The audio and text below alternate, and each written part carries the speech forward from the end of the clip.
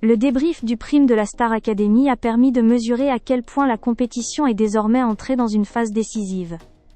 Entre prestations vocales intenses, tableaux dansés impressionnants, théâtre et carte blanche, les professeurs ont livré des retours francs, exigeants, mais profondément bienveillants envers les élèves.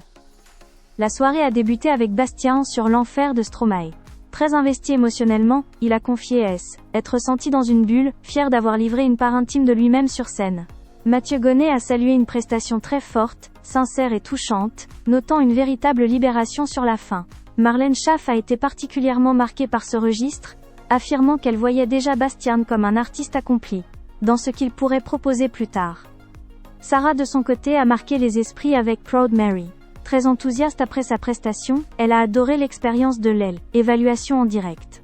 Mathieu Gonnet a parlé d'un « écon diamant pur vocalement », évoquant une vieille âme capable de bouleverser à chaque note.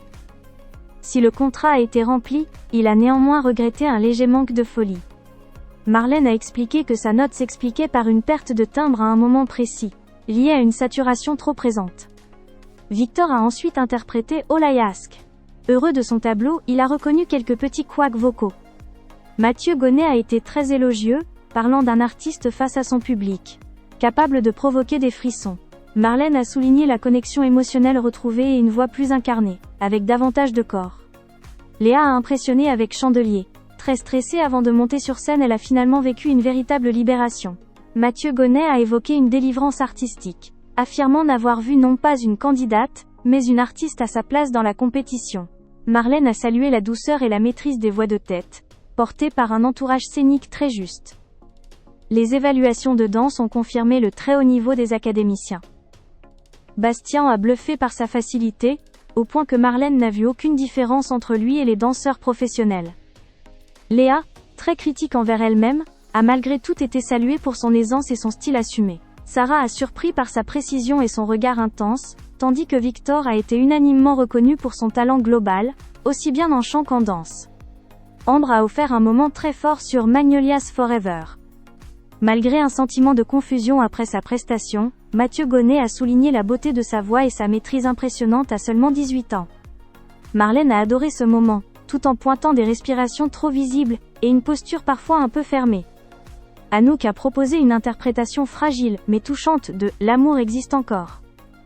Mathieu Gonnet a parlé d'un Everest vocal, saluant sa capacité à tenir malgré la fatigue. Marlène a expliqué sa note en évoquant une urgence émotionnelle légèrement absente, en partie due à sa fatigue vocale.